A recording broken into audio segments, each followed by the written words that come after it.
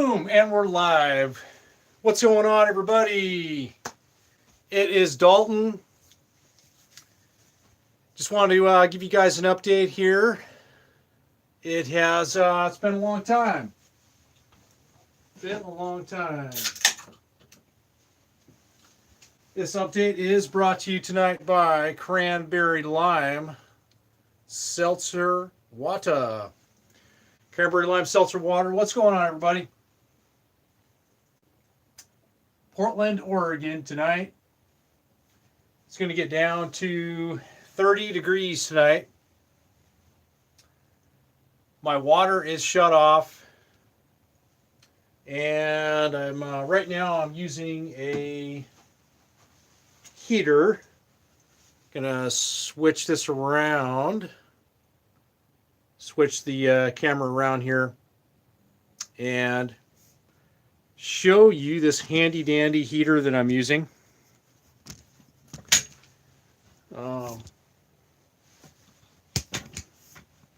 Got you guys on a tripod right now. This is a 4-foot baseboard heater. It's a 1500 watt heater. Has a thermostat dial switch on it. I bought this at Lowe's. I paid $100 for it. And it's actually been working pretty good. I had it on all last night. And it kept the camper at about about 65 degrees. Turn this back around. So I kept the camper at about 65 degrees, which was pretty comfortable. But the only part that kind of sucks about it is currently I'm only on a 20 amp circuit breaker right now. So basically when I'm running the heater, I have to turn everything off in the camper with the exception of the lights and the water pump right now to run it at 1500 watts. So that's kind of the part that is the disadvantage with it because I'm only on a 20 amp circuit breaker. I do have another heater upstairs. It's a 700 watt oil filled radiant heater that I think I've showed you guys before. That's what I'm using right now. Actually, like I said, my water shut off, so I filled up my water tank, and then I'm running my water pump right now just for tonight.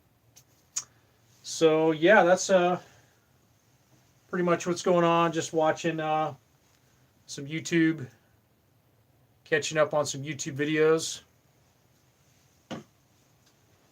right now. I'm watching exploring the local life, exploring the local life, and this is a Latino family couple that's been traveling, and sadly I just learned that this lady Jessica, she came down with like a cancer, lymphomia cancer. And so the last upload that she's made to their channel is back in July. So I hope she's doing okay. Really energetic, positive couple, and it's been kind of interesting watching a lot of their RVing travels.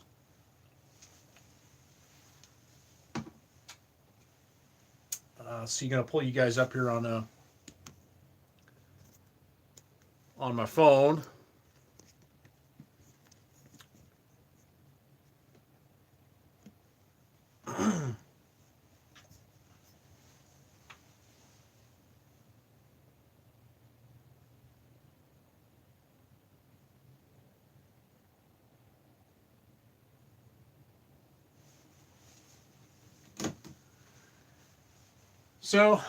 So yeah, guys, other than that,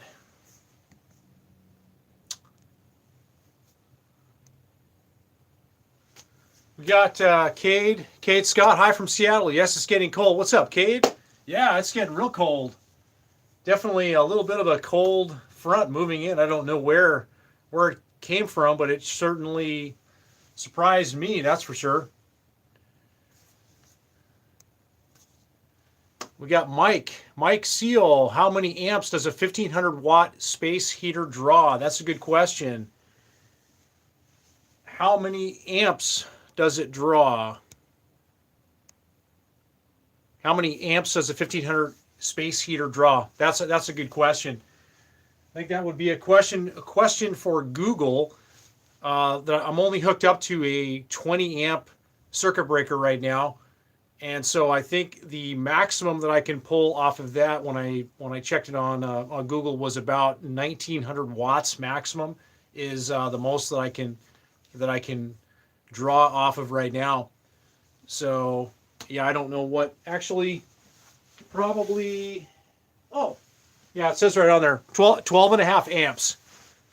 It says right on the heater 12 and a half amps. So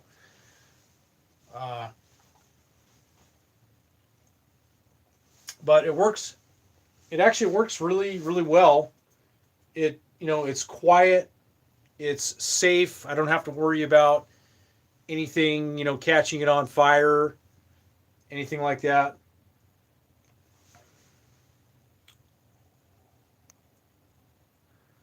Fatty, hey, what's going on? Craig, what's up, man? Hey, I got the Banshee running.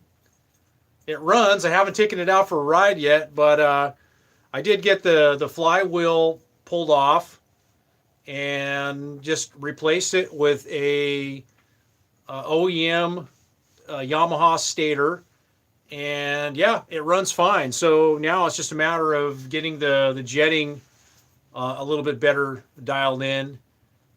I think I still got to play with the needle a little bit, the third and the fourth clip, and play with a 48 and a 50 pilot and the air screws to get it to run, well. But she's running.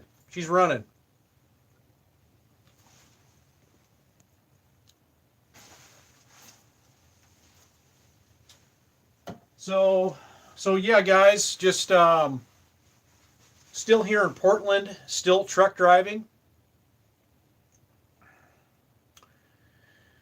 still doing my thing. It was a pretty busy summer for the most part. Work was a little bit slower than previous years, I understand, but nonetheless, we had a pretty decent summer.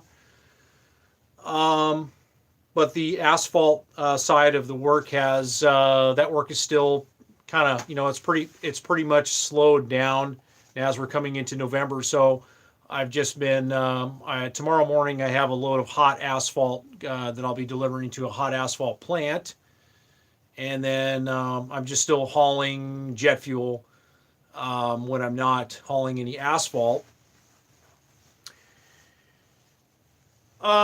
Just still deciding what I'm going to do. What I'm gonna do next here. It seems like I still have some plans and some thoughts about going down to Arizona this winter. It just kind of depends on what's going on with work. So how busy that they're keeping me, and it kind of seems like right now that they're still keeping me busy. But the last thing that I want to do is just be sitting around here. And I mean, basically, as a truck driver and with this company, I'm on call. So my schedule is pretty much Monday through Friday. I'm on call, and I get my load for the next day. The following day, I figure I get my load for my following day on the previous day. So it's a day by day thing. I don't really know what I'm doing for the next day, which that's just trucking. I mean, trucking is generally that way, and unless you have like a dedicated account where you got a dedicated account and that's the freight that you're hauling for them. So Monday through Friday, and then sometimes I do haul loads on Saturdays occasionally, which is generally a jet fuel load that I will haul, like down to Eugene or several of the airports. I did get to deliver a load of jet fuel to an airport in Redmond, Oregon, and that was a little exciting. I should have had the GoPros out, but I didn't. That was the first time I took a load over Mount Hood, and so going over that mountain and going down the backside, and so that was a good learning curve. I've done some some mountain pass driving, not a lot. I haven't done any with chaining up or anything, which that's a learning curve. I've driven in the snow before. I used to drive plow trucks, and I used to plow snow, but it's a little bit different when you've got a truck and a trailer together, a set, and you're going through the snow and the ice. There's definitely a level of skill involved. I don't care what anybody says, and especially if it's fuel, hazardous materials. You definitely, you need to go slow, and be, you need to go slow. You are responsible for that load, and you need to make sure that you keep it on the road and that you don't run into anybody.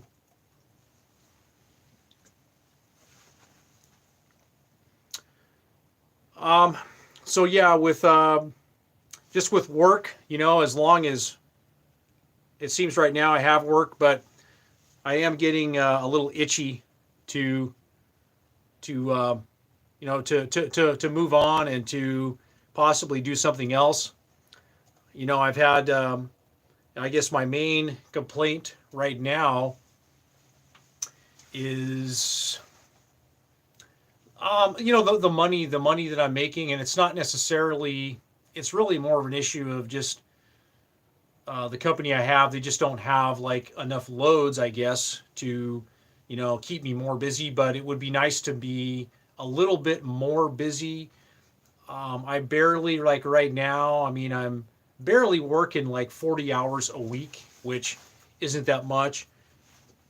Excuse me. So I have had some thoughts about possibly going over the road, like maybe taking a driving job out of Phoenix maybe, and running kind of the southern the southern states, and maybe trying to make anywhere between like say 1,500 and 2,000 a month, and living in the truck, and my plan, I have some criticisms of that. I mean, one is just, why am I doing that? Well, I'm chasing money. I'm chasing more money, right? Which can be a good thing, and it's obviously not a long term. I mean, eventually you're going to burn yourself out, and that's what happens, So there's that whole thing. You have to decide.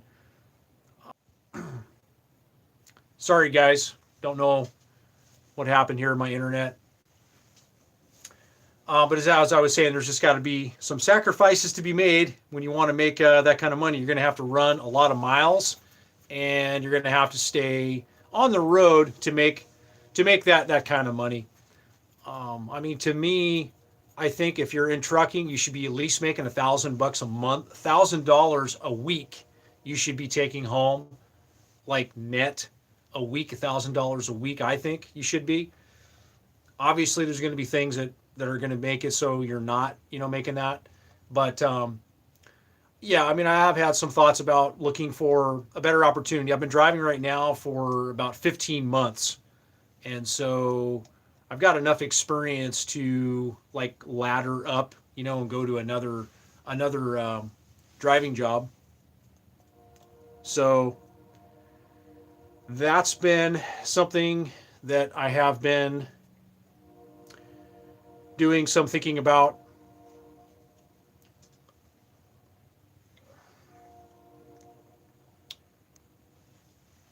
Let me get to some of your comments.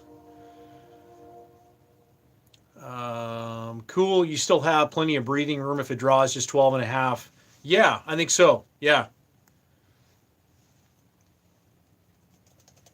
What's up, West Coast? On the road again.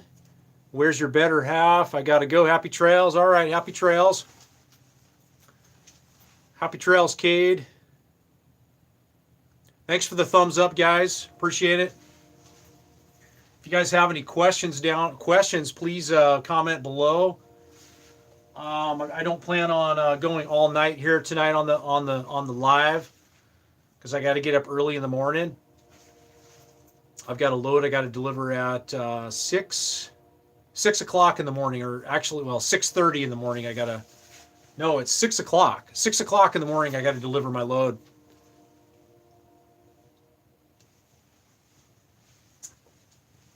Barbecued up some chicken tonight. See if I can pull you guys a little bit closer this way where the light is a little bit better. I got to invest in some lights, some lighting. I got to buy a bunch of stuff, actually. I got to buy a couple of new cameras. I'm looking at a GoPro 9, a Canon M50, maybe the M50 Mark II, but I think that the M50 would meet most of my requirements that I have right now.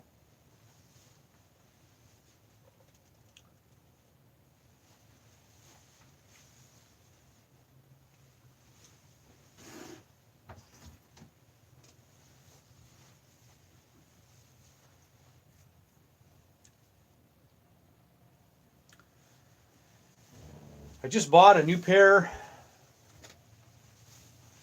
of work boots. I wore these ones out.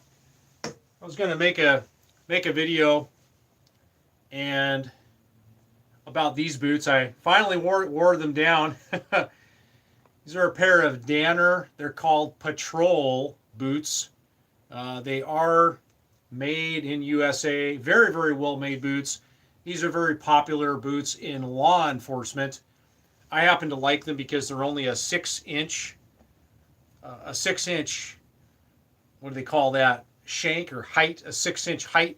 So they're really nice when you're shifting and using the clutch and the accelerator pedal when you're driving trucks.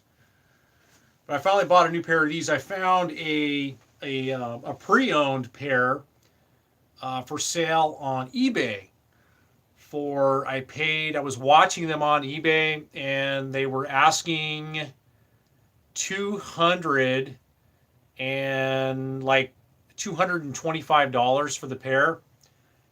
These retail brand new from Danner for $340. And I watched them, and then the person dropped their price down to $122.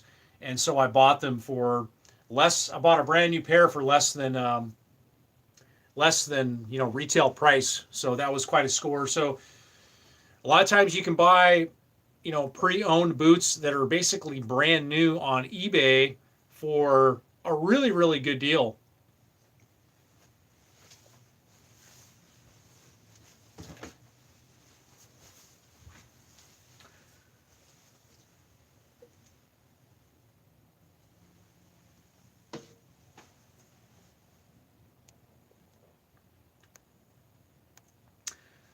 So who else we got on here? Mike. I was thinking about driving a truck.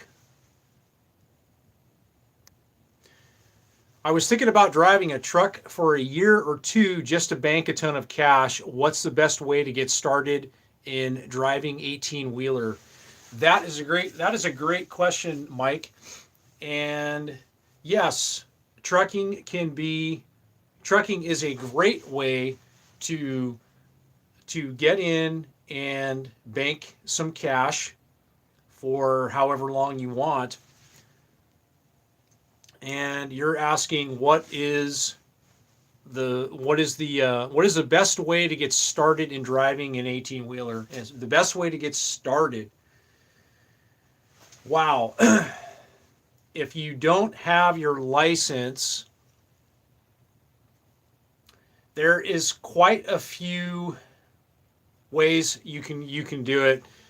If you have the money and the time.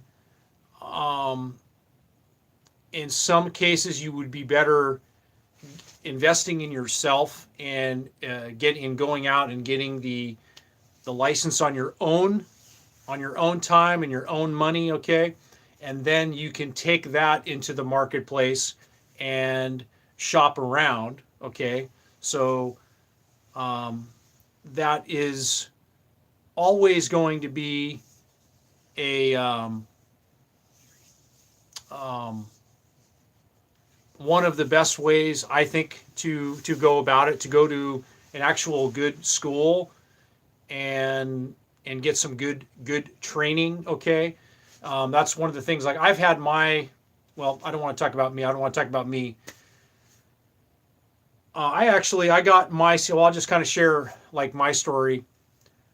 I got my CDL back in 2000 in the Operating Engineers Union. When I got in, I was an apprentice in the Operating Engineers Union, and I basically piggybacked off of their program that they had. They had an actual trainer that like a tester that came in and everything. So that's how I got mine. I got mine basically through within an organization.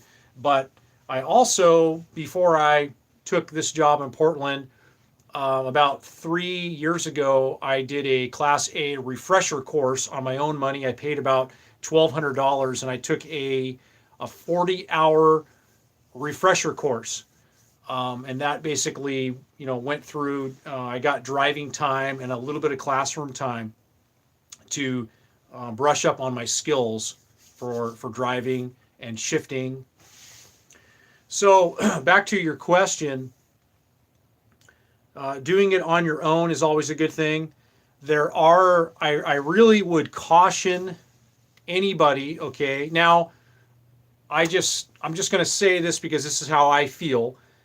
Now, there are circumstances where if you're desperate or you're really hungry, it's the mega carriers, and the mega carriers have programs where you can get on with them, and they will give you a CDL, and then you have to drive for them for so many so many months, okay, to like pay off your tuition or whatever.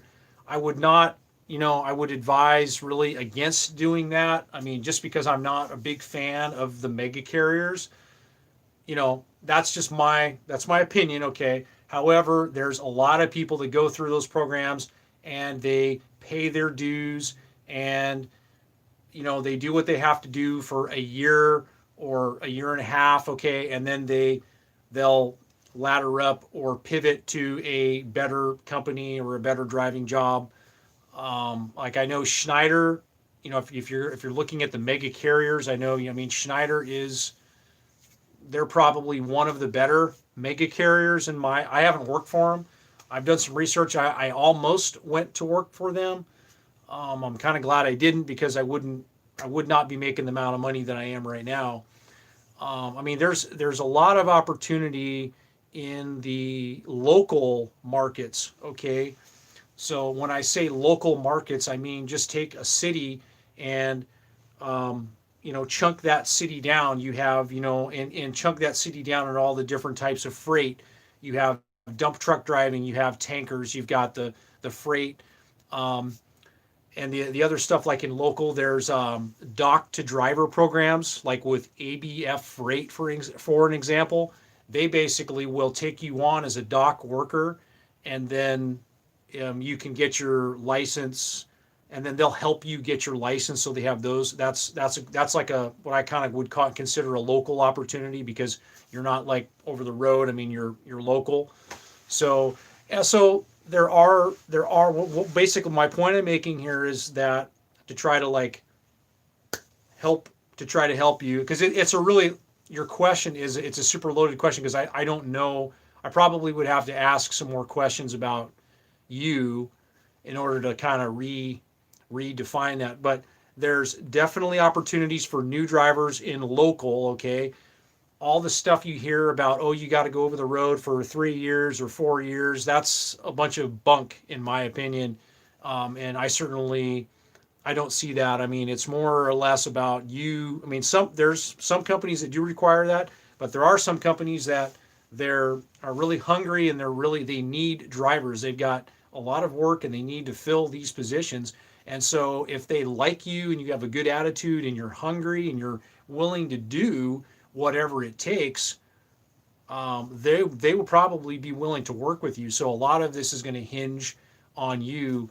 You know, for example, when I started this job here in Portland, I I didn't have really any experience pulling like 53-foot trailers and a 60-foot set. I didn't have any experience, and I think that they knew that. But when I came in and I talked to him, I said, "I'll take whatever you have," and I mean, I'll do whatever. I'll take whatever you got. I didn't complain. I didn't ask. I wasn't picky, and so I ended up working nights. And my first truck that I was driving was a day cab pulling about a 53-foot tanker, and I was basically hauling hot what's called coating for a roofing company here in Portland, a big roofing company called Certainteed, and I was basically doing that on the night shift and just running loads, you know, from the distributor to the roofing company and back. And so I did that on doing nights. So if you're going to take like local work and stuff, you might have to work nights. You might have to work some crazy hours. You might have to be on call to get your experience. But those opportunities are in local, okay?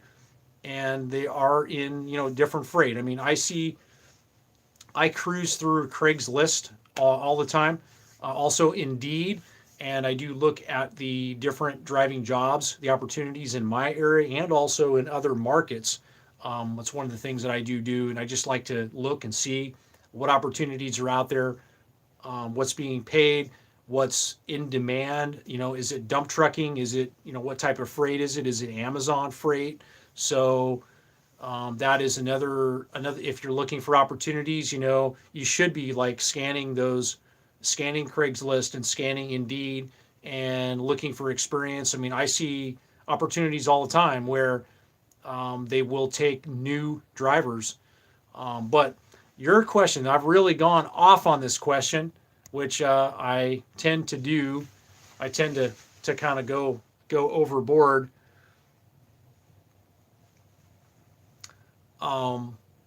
But as far as what do I think, what's the best way to get started in driving an 18-wheeler, I think it just really depends on number one, like it just depends on you and your situation. So do you want to be local?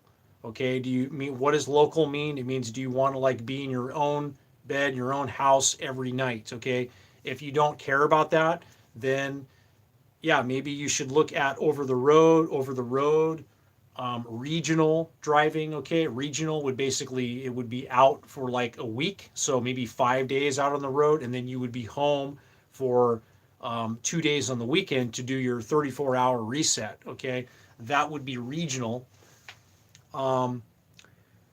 Personally, I went right into tankers. That's my first freight that I've ever hauled, and I'm happy to have hauled that. I'm also doing I'm doing hazmat. I mean, tanker and hazmat work, they pay the highest. I mean, you get good pay, and there are companies out there that are looking for newer drivers. In some companies are looking for newer drivers with that. A lot of them require a lot of experience. I guess it just depends on what kind of freight that you want to haul. So I would try to narrow that down. What type of freight you want to haul? I mean, there's flatbed, there's dry van, there's tanker, there's you got dump trucks, you've got cement mixers. Heavy haul is going to be, that's very specialized. So I don't know anybody that just goes into heavy haul. It's it's a pretty specialized, a very specialized niche that requires definitely a lot of experience with not only driving but securing your loads and that sort of a thing. There's reefer, so I guess it just depends. But you sound in your question, you sound like you're money motivated. So you might want to look. And if you're new, I mean, I'll just say this. I mean, you are probably going to, if you're a brand new driver without any experience, you're probably going to have to, I would say, at a minimum, in my opinion, you're going to have to give at least 6 months, 6 months, okay, of experience at a carrier, a company, to get some driving experience. And I've been driving now for 15 months, and I feel like I'm just starting to get um, comfortable with the freight that I'm hauling, with the tankers. I still have a lot to learn, and um, I still have a lot to learn. But at 15 months, I still feel like I'm starting. I still like I'm feeling like I'm beginning to get comfortable with what I'm doing, which is good. But it takes time. It takes time to learn. I mean, and literally time. I mean, it takes time and patience to learn it. So I would say you're going to have to, if you're new, you have to give it probably at least 6 months with the company, and then once you have that 6 months, and you want to say you want to bounce because maybe you want to make more money, work for a better company, you could probably do that at 6 months if you want to, if you'd want to do that. So you definitely have to get some experience. And I will say this, that it does look better on your record if you've been with a company for, say, like 2 years, okay, and then you make a jump. So a lot of companies, they like to see that because it just means it shows them that you're not a job hopper, and you can make some commitments and you can keep some commitments. So, and that really goes, I would say, for any job. But there are a lot of people in trucking that they do job hop, but they do try to move up, and trucking, like probably any other career, any other field, any other trade, is just like that. I mean, you get your experience, and then you leverage that experience to a better opportunity that has just better opportunity, more pay, better benefits, whatever whatever it is that you're looking for.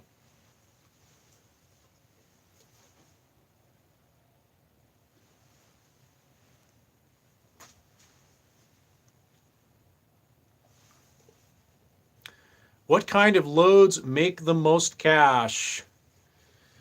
Mike, what kind of loads make the most cash? Yeah, what kind of loads make the most cash? I've been lately. I've been studying like some of this expedited freight. Like these teams. I mean, people. If you're like a couple, like you can make good money. You could make like $100,000 a year as a couple driving teams. You can make good money driving teams. The you're just team is you're always going to be the truck's always going to be moving. So, and one person's going to have to drive at night. I'm personally not a big fan of driving at night. I don't, I just, your judgment and of course visibility is reduced greatly at night. It's just hard to see. It's hard to make good judgments. Um, it's hard to make, you just can't make as good of judgments during the night as you can during the day when you're driving. And when you're moving like me, I'm moving 105,000 pounds down the road. You've got to be able to make the best judgments that you can. So I'm just not a real big fan of driving at night. So that's a concern that you're going to have to figure out too, is the whole driving at night versus driving at day. A lot of trucking is driving at night. So that may not be a hurdle for a lot of you. But you're asking the question, what kind of loads make the most cash? I'm not, I mean, there's a lot of money in moving. Okay, like if you guys want to go check out a good channel, Asian Mai, he's a mover himself, and if you're young, you might want to look into moving. You might want to look into like getting on with one of those moving companies. I mean, those guys they make good money. It's hard work, and you're going to earn your money. You're going to earn it. Actually, my dispatcher here, the company that I work for, he used to move. He owned his own truck and he worked for, I think it was Mayflower, and I had a long discussion with him about moving, the moving companies, and he was just kind of, sharing with me the good stuff and the ugly stuff with the moving company. And he definitely made really good money. He made about 100,000 a year moving. So and there's movers that only work, say, like 6 to 8 months a year, and then there's movers that work like they work year round. Um, so yeah, I guess what kind of freight, what pays the most.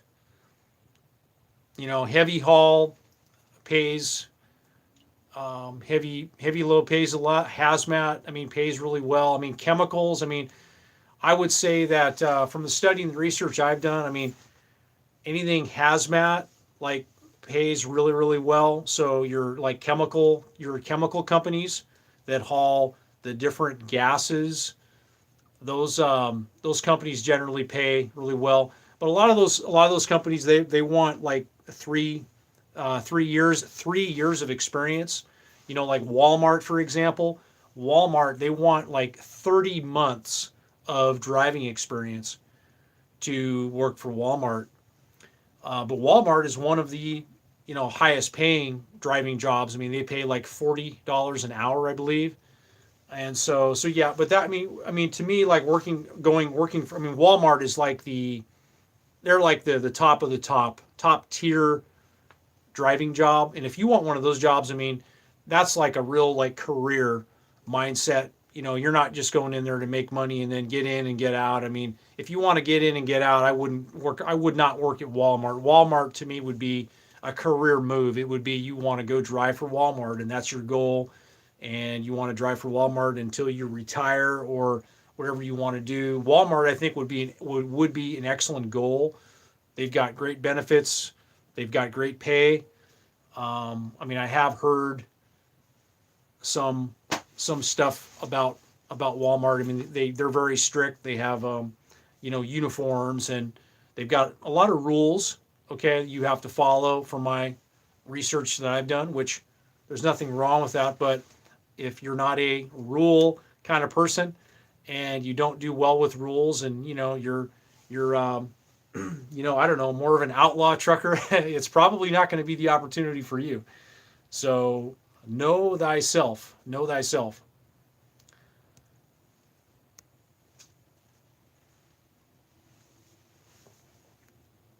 What do I think about night transportation? Um, I don't.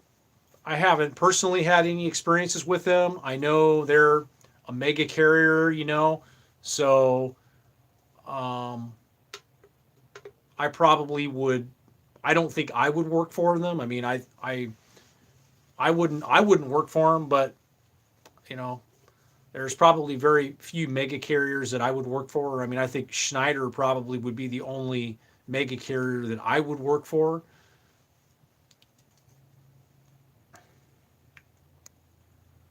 Just because, I mean, mega carriers, I mean, they don't, um, the pay generally is not good, and there's just better. I mean, in my opinion, there's just better opportunities out there.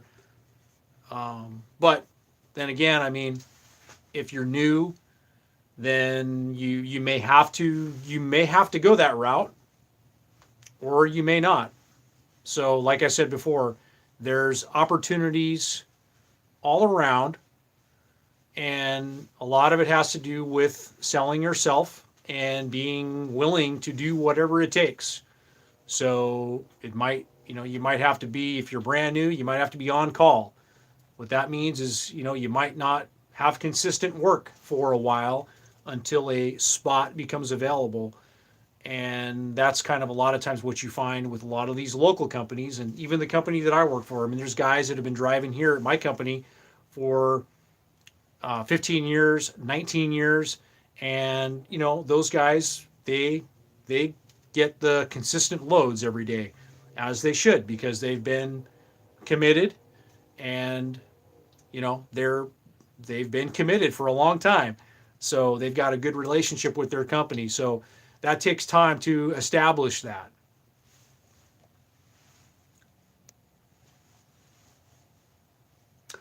Mike, I've got the money. Sorry, buddy. I went on there for a while. I don't know if you're still here watching or not. I'm just reading your comment now here. I've got the money and time to put myself through a CDL trucking school. Just want the most money in the least amount of time. No kids, no wife. So long. Hauling is on the table for me. Okay. Well, like I said before, in my opinion, if you put yourself through school with your own on your own time and your own money, you will be in a better negotiation place than you would be if you signed on with, say, Swift, Werner, Schneider, because those companies, they're going to take you on, and they're not going to pay you much. But I think you're going to be at a better place to negotiate, because you're going to show a company, if you go out and get licensed on your own, you're going to show a company that this is, you've invested money in this. Okay, it's going to show them that you're committed. Your level of commitment is high, and they also and they don't have anything to risk either. So because they're not paying for your school and they're not putting you through all that. So you've got a lot more negotiation that you could negotiate with companies doing it on your own. If you want to make the money, in my opinion, going, I mean, I'm gonna say, because this is through just my experience, and my experience like driving local, okay, for the last 15 months, and experiencing kind of and talking to different people and seeing what other people are making, and then there's working, there's driving over the road. So the part about over the road that's cool is you don't have to worry about, like, paying rent, having a mortgage, a lease payment. I mean, you're living in the truck, and hopefully you're working, like, you're running, okay, so you're making money. When those wheels are turning, you're making money. So I would say that going over the road might be probably, if you want to make the most amount of money, I probably say that's probably what you should look into in the beginning. Another thing too is teams. You can make more money as a team driver, but I've never done it. But through just my research and talking to other people, I mean, you got to find somebody that's you're pretty compatible with, and a lot of people can't do it. I don't know if I could do it, because just you're in the truck with somebody else. So, but you can make good money driving teams. Um, yeah, I would say, and for you want to make the money. I mean, you might want to just consider going OTR, and you could go regional. If you want to, like, get home like once a week to do your 34-hour reset, you could do regional. But I would say that you're going to have to, when you're new starting out, like I said, that first 6 months to a year, you might have to take a reduction in your pay for a little while. You're not going to make great money starting out.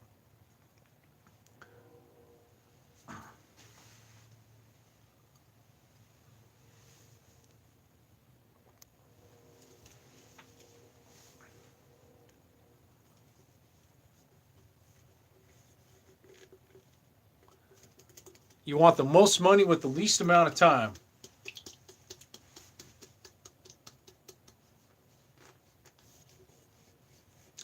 Yeah, I would probably say look into over the road opportunities. Um, I mean, there are local opportunities that you can make decent amount of money, but then you're going to have to you're going to have to do like what I'm doing, get yourself an RV, live in your RV, or you're going to have to pay rent, those kind of things. So when you're over the road, that's the best part about over the road is you don't have those costs to deal with. You can get out there and you can make money. So I hope that that helps you out. I'm not the I wouldn't say that I'm the best resource on trucking. There's definitely some other some really good channels out there. Asian Mai is one of them. He's done a lot of really good interviews out there talking about other truck drivers. But yeah, it's just that's the thing. I mean, when you're brand new in trucking, you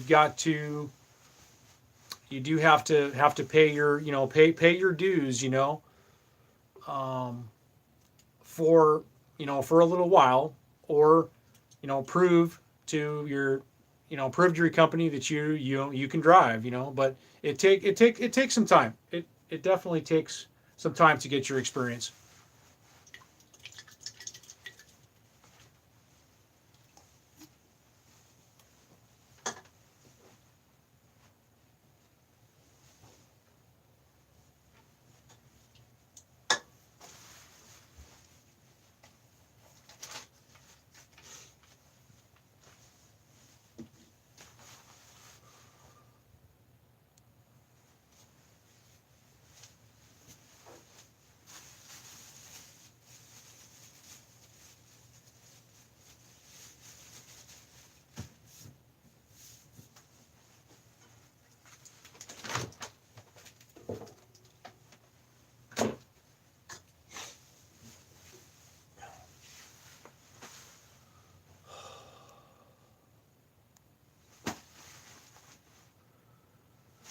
Yeah, Mike, yet over the road for 35 years, maybe. Just want a big cash reserve so that I never have to deal with coworkers, bosses, work politics ever again. Thanks for the tips. Yeah, you're welcome. Yeah, I hear you, man.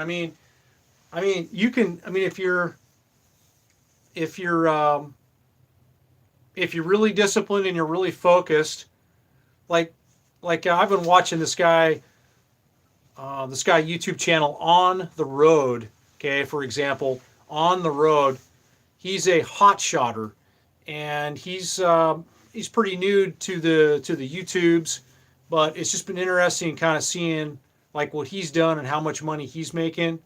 And but he went out and bought a brand new truck and he's got debt on a truck, but he's just he was just kind of breaking down and showing the things that he did. But he just from watching him, he's made quite a big sacrifice.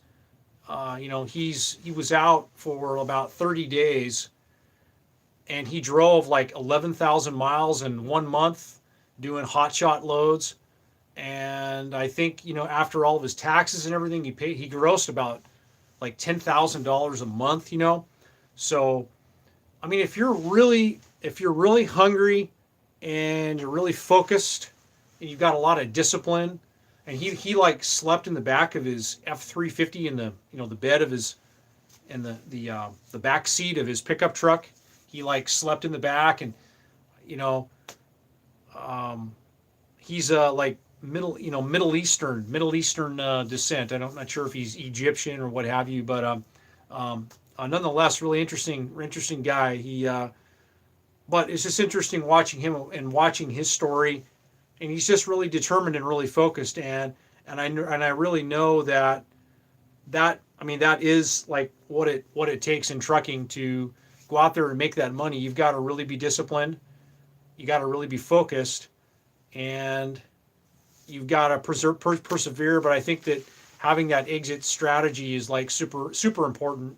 And I know that I'm like you right now. I'm thinking about that myself too, as far as like what is my plan, with trucking. So do I want to do a career with it, or do I want to like go make that money for a period of time and then take that money and then invest it in another business, or another situation that will take me to my next goals. But over the road trucking can definitely get you there, because that's where you can make the as a company driver, you can make $1,500 to $2,000 a month. So plus benefits.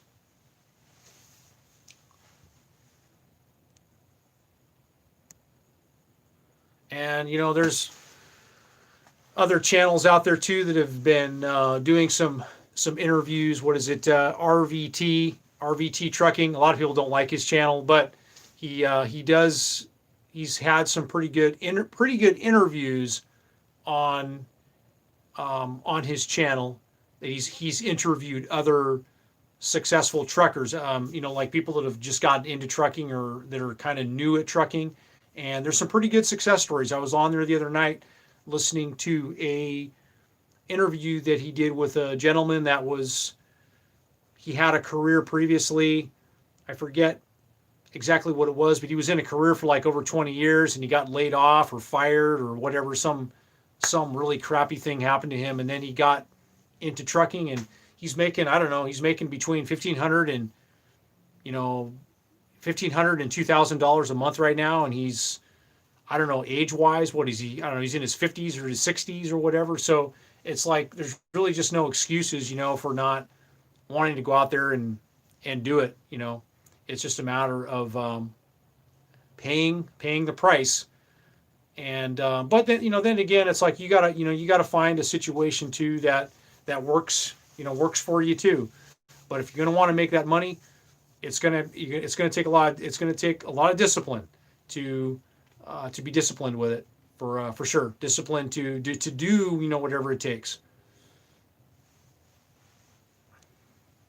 But you sound like Mike, like you got it in you. You sound like you've got it in you to do that. I live in a full time in a travel trailer already, so I'll look into regional jobs too. Yeah.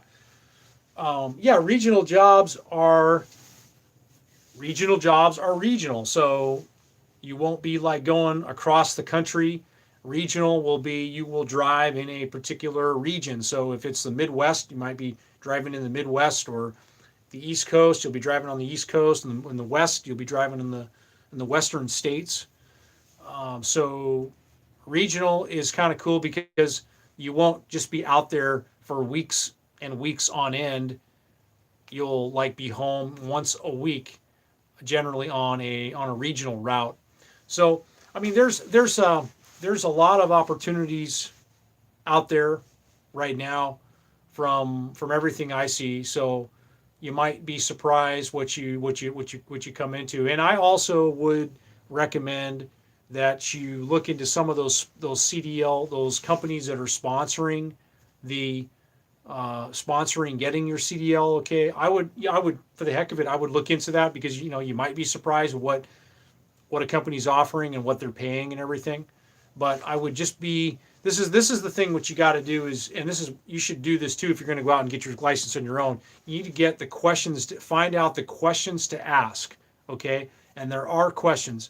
I don't have them. I don't know all of them, but you need to figure out. Go to some of these trucking YouTube channels and just do a search on questions to ask a trucking company. Okay, so that you're prepared for these questions, so you can ask these recruiters or when you talk to the companies, because you need to know the answers to these questions. So, as far as the pay goes, do I get detention time? Do I get layover pay?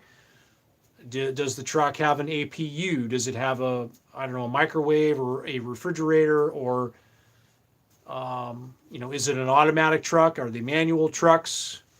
So you really should find out what the questions to ask are.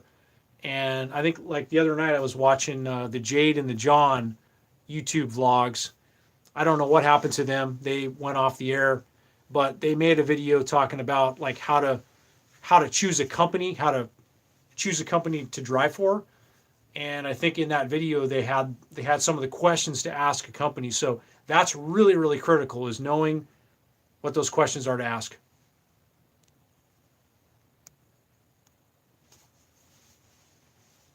Wayne, hey, what's going on, Wayne? It's good to see you. It's good to see you. It's good to see you, Wayne. I hope you and Vicky are doing well in Arizona. I think about you guys all the time. So I hope that you guys are doing okay. So it's good to see you here on the tubes, Wayne.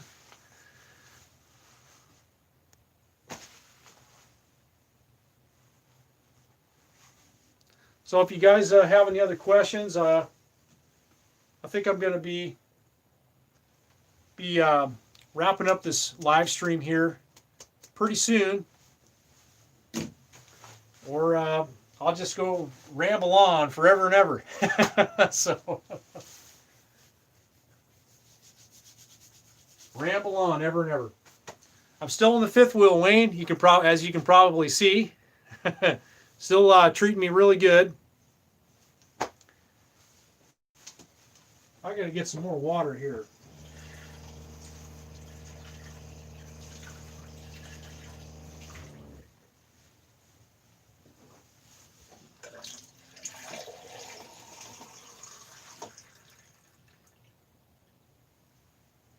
What other questions you guys have? It could be trucking. It could be It could be something else unrelated to trucking. It could be RVing. It could be about life. It could be about life in general. It could be about relationships, which I am not the expert on that.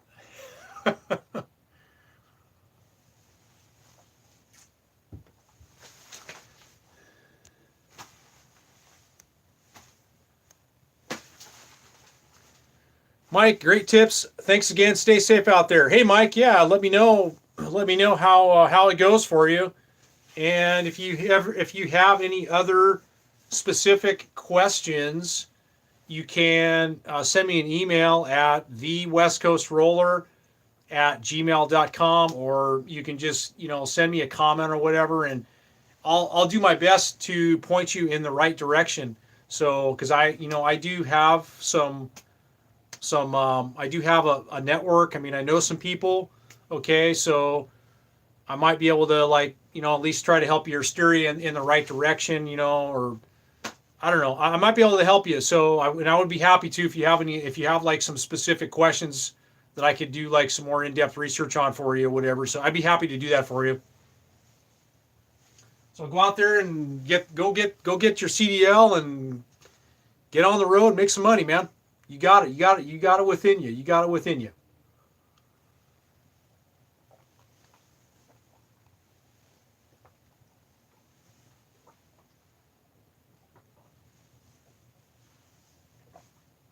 Oh.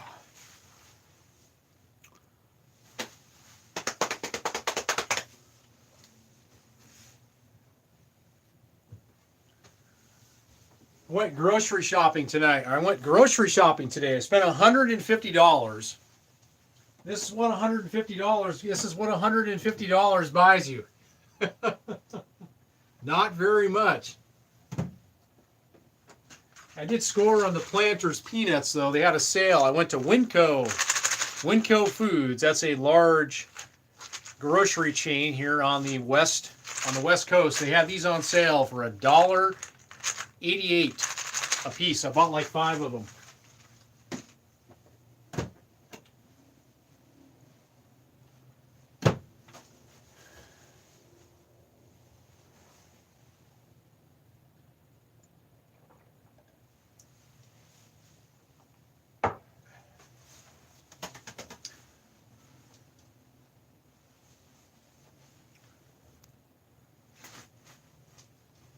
Thanks for the thumbs up, everybody. I appreciate it.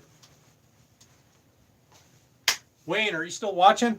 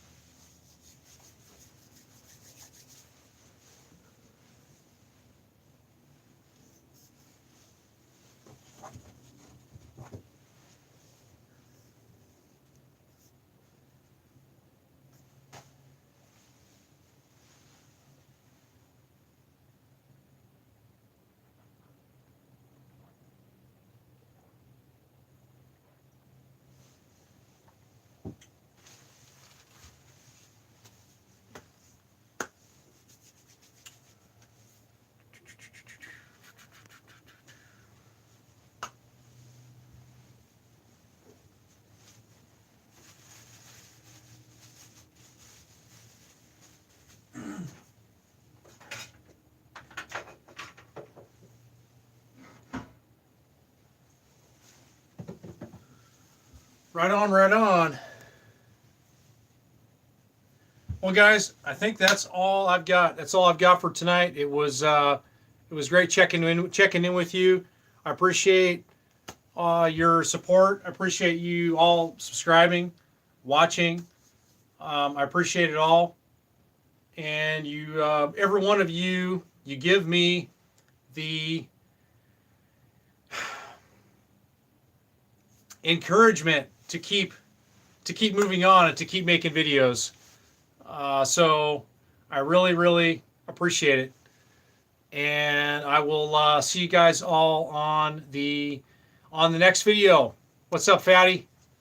So good night, everyone, and I will see you guys on another video. You guys have a great week. See you later. Hasta la vista. Good night.